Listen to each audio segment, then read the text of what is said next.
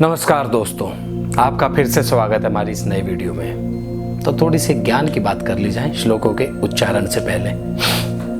और हाँ, एक चीज़ में कैमरे के पीछे एक बहुत महान इंसान है, उससे मैं पूछ लेता हूँ। अक्षित भाई साहब, आज आप इतना लेट सोकर क्यों उठे? क्या कर रहे थे रात भर? भैया क्या बताऊं मैं आपको, रात में मेरे को पता नहीं मेरी 3-4 बार आँख खुली और पता नहीं मेरे को सपने में 3-4 बार ना भूत दिखाई दिए। आप तो सो गए अपने रूम में जाकर के। अच्छा। मैंने कहा मैं आपको उठाऊंगा तो फिर आप मेरे को ही सुनाओगे, इससे बेटर मैं चुपचाप बैठ गया था। चुपचाप बैठ के हेडफोन लगा करके गाने सुन रहा था और मंत्र बोला जा रहा था कि भाई कुछ ना हो, कुछ ना हो, कुछ ना हो। अच्छा। तो आप तो चले गए। यार एक बात बताओ मेरे को, मैं पूछना भूल गया आपसे, ये भूत सच में होते ही है या फिर ये अपना ही कुछ थिंकिंग है जो चलती रहती है? मतलब तेरा जो सवाल है स्पष्ट नहीं आया। मतलब भूत होते हैं या आप भूत मानते हो? दोनों मतलब होते हैं या मानते हो? नहीं समझा? चल बताता हूँ। ईश्वर है, भगवान है। जहाँ ईश्वर है वही राक्षस भी है। जहाँ अच्छाई है वहाँ बुराई भी है। राइट? अभी भगवान है तो शैतान भी है। अब बात क्या आती है यहाँ पर? होने की और मानने वाली। भगवान है, सबको पता है। अब बात है भगवान को कौन मानता है, मानने की। अब अगर हम भगवान को दिल से मानेंगे, दिल से पूजा करेंगे, दिल से विधि विधान से सारी चीज़ें करेंगे और अच्छे कर्म भी करेंगे पूजा के साथ साथ, तो उम्मीद है कि भगवान के दर्शन हो सकते हैं, किसी भी रूप में हमें दिखाई दे सकते हैं। ऐसा नहीं कि स्पष्ट भगवान आ जाएंगे, वो आखिरी दिन होगा जब भगवान दिखते हैं वो मरने के से पहले होता है। परंतु भगवान किसी भी रूप में दर्शन दे देते हैं, सपने में भी आ जाते हैं।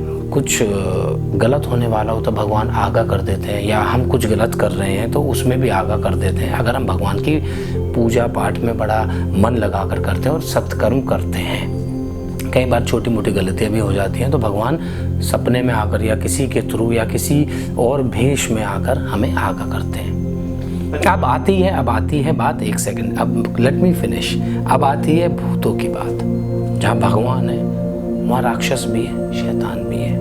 अब है तो वो इस दुनिया में, जहाँ तुमने उसके ऊपर बिलीव करना शुरू कर दिया, मानना शुरू कर दिया, उस नेगेटिव एनर्जी को आप एक तरह की ऊर्जा प्रदान करने लगोगे, एक तरह की पावर देने लगोगे, तो वो चीज़ें अस्तित्व में आनी शुरू हो जाएंगी। जैसे आप पूजा करते हो, अपनी एनर्जी भगवान पे लगाते हो, वो ऊर्जा ही एक तरह की पॉजिटिव एनर्जी लगाते हो आप, तो भगवान आपको दर्शन देते हैं, अलग अलग रूप में दिखते हैं, बहुत सारी अच्छी चीज़ें होती हैं, आप करते हो। सेम उसी तरह आप किसी नेगेटिव एनर्जी को अट्रैक्ट करोगे, उसके बारे में सोचोगे, तो वो आपको किसी ना किसी रूप में दिखाई देगी। कई बार होता है सपनों में भूत दिखाई देते हैं, सपनों में शैतान दिखाई देता है, राक्षस दिखाई देते हैं, या किसी मनुष्य के रूप में कई बार होता है कि कोई आपसे ज़बरदस्ती लड़ाई करने आता है, मार पिटाई करने लगता है, या उल्टी सीधी चीज़ें, वो शैतान के ही रूप होते हैं, अलग अलग तरीके से वो आते हैं। या कई बार आपको अंधेरे में दिखने लगता है। अंधेरे में तो क्या होता है, कहते हैं ना, वहम का भूत बनता है। जैसा आप भूत की सोच रखोगे वैसे ही आकृति अंधेरे में आपको दिखाई देगी।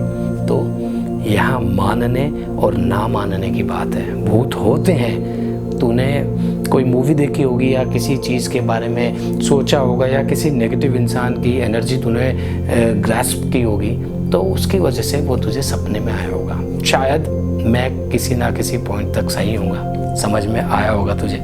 भैया ये मतलब एक तरीके से इसको बोल सकते हैं the law of attraction. Law of attraction, perfect, well said. या तो मतलब आप किसी भी चीज को अट्रैक्ट करोगे वो आपको प्राप्त होती है या आपको दिखाई देती है, जस्ट बिकॉज कि यू आर अट्रैक्टिंग। ये सब आपके ऊपर है। अभी पूजा कर रहे हैं, एक तरह की पॉजिटिव एनर्जी हम थ्रो कर रहे हैं, वहाँ से भी पॉजिटिविटी आ रही है। समझ रहा मेरी बात को? लॉ ऑफ अट्रैक्शन ही यहाँ सब पे लागू हो रहा है, दुनिया की हर चीज़ पर। तू पूरा दिन रोता रहेगा यार, गलत चीज़ हो रही है, तो ऑब्वियसली तेरे साथ गलत चीज़ें ही होंगी, क्योंकि तू अट्रैक्ट कर रहा है गलत चीज़ों को। तू कहेगा नहीं नहीं अच्छा है अच्छा है, नेगेटिव थिंग्स में से भी तू अच्छी चीज़ निकालेगा। सपोज़ कुछ चोट लगी तो तू बोलेगा भैया चलो शुक्र है इतनी सी चोट में काम चल गया, हो सकता है बड़ी चोट भी लग सकती थी। तो हर चीज़ की पॉजिटिव साइड देखना शुरू करो तो आप अच्छी चीज़ें होने लगेंगी। तूने कुछ देखा होगा नेगेटिविटी किसी बंदे के अंदर, कोई नेगेटिव इंसान तुझे मिला होगा, तो उसकी सोच थोड़ी सी कहीं ना कहीं तेरे ऊपर हावी हुई होगी, तो that's why you saw all these things. या सो ऐसा कोई टेंशन वाली बात नहीं है, जस्ट लॉ ऑफ अट्रैक्शन ही है और कुछ नहीं है। तो आपको अच्छी चीज़ों को अट्रैक्ट करना है, बुरी को किक आउट करना है अपनी लाइफ से, दैट्स इट। Got it? तो भाइयों दोस्तों बढ़ते हैं श्लोकों के उच्चारण की ओर। तो बढ़ते हैं श्लोक नंबर 21 की ओर।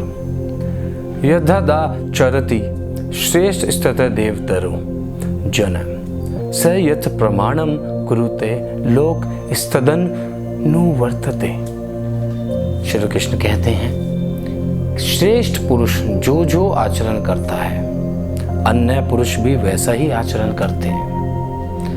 वह जो कुछ प्रमाण कर देता है समस्त मनुष्य उसी के अनुसार चलने लगते हैं, उसी के अनुसार बरतने लगते हैं। यहाँ बरतने लगने का मतलब उसी की भांति काम करने लगते हैं, कार्य करने लगते हैं। इसका तात्पर्य यह है कि समाज में जैसे कोई श्रेष्ठ पुरुष है कि कोई हेड है सोसाइटी का, मतलब सोसाइटी का ऐसे नहीं कि बिल्डिंग की सोसाइटी का हेड है, समाज में कोई हेड है और घर में कोई सबसे बड़ा है। मैं अपने पिताजी को ले लूँ, जैसे जैसे वो आचरण करेंगे हमारे परिवार के हम सब, मैं, मेरी सिस्टर, मेरी मम्मी, हम सब ऑलमोस्ट वैसा ही आचरण करने लगेंगे। जैसा प्रमाण घर में या समाज में जो महापुरुष कर देते हैं, बड़े लोग कर देते हैं, एल्डर लोग जो श्रेष्ठ पुरुष हैं वो कर देते हैं, वैसा ही आचरण समाज के बाकी लोग भी करने लगते हैं। वो उन्हीं की तरह कॉपी करने लगते हैं, चाहे वो अच्छा कर्म करें चाहे वो बुरा कर्म करें, उसी चीज़ को वो आगे बढ़ाने लगते हैं और उनसे वो चीज़ उनसे आगे लोगों में जाती है, फिर जो आगे के लोग होते हैं उनसे वो आगे में जाती है, जनरेशन टू जनरेशन वो चीज़ें जाती रहती हैं। तो इसलिए श्रेष्ठ मनुष्य जो कार्य करता है बाकी के अन्य मनुष्य भी वही कार्य करते हैं, वैसा ही आचरण रखते हैं। तो बढ़ते हैं श्लोक नंबर 22 की ओर। ना में पार्थास्ति कर्तव्यम त्रिषु लोकेषु किंचन नान वाप्तव्यम वर्त एव च कर्मणि। इसका भावार्थ ये है कि हे अर्जुन, श्री कृष्ण कहते हैं हे अर्जुन, मुझे इन तीनों लोकों में ना तो कोई कर्तव्य है और ना ही किसी चीज़ को प्राप्त करने की मुझे चाह है, मुझे किसी चीज़ की आवश्यकता नहीं है, तो भी मैं कर्म में ही रहता हूँ। अर्जुन को क्या बोल रहे हैं श्री कृष्ण कि इन तीनों लोकों में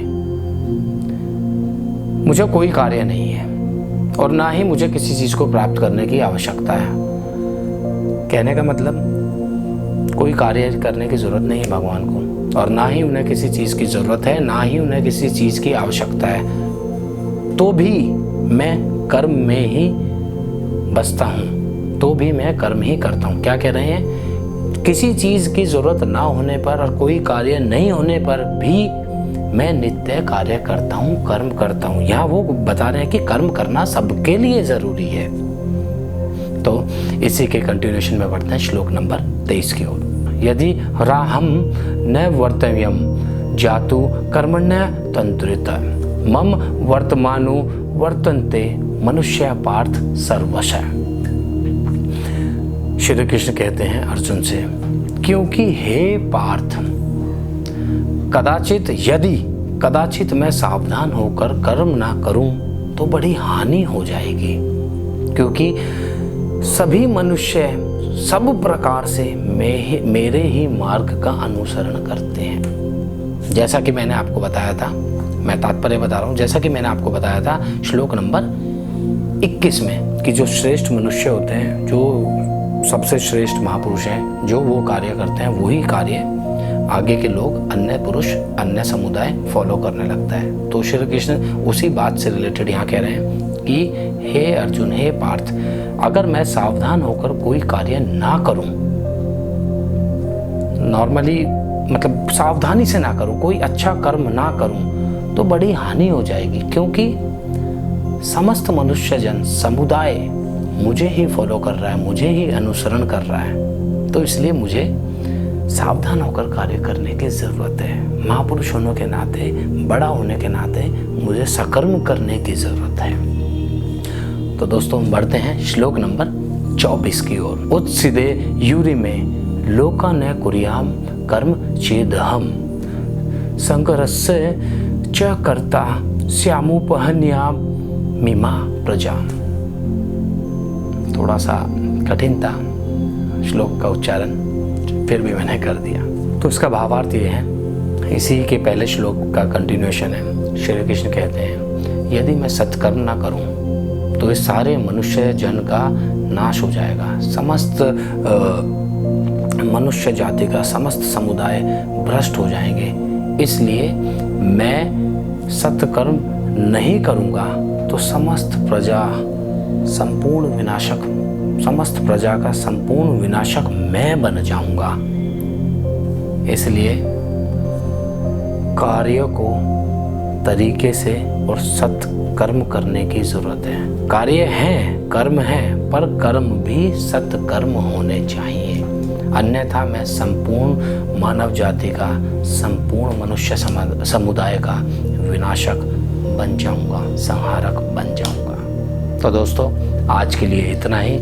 मिलेंगे अगले एपिसोड में, तब तक के लिए राधे राधे।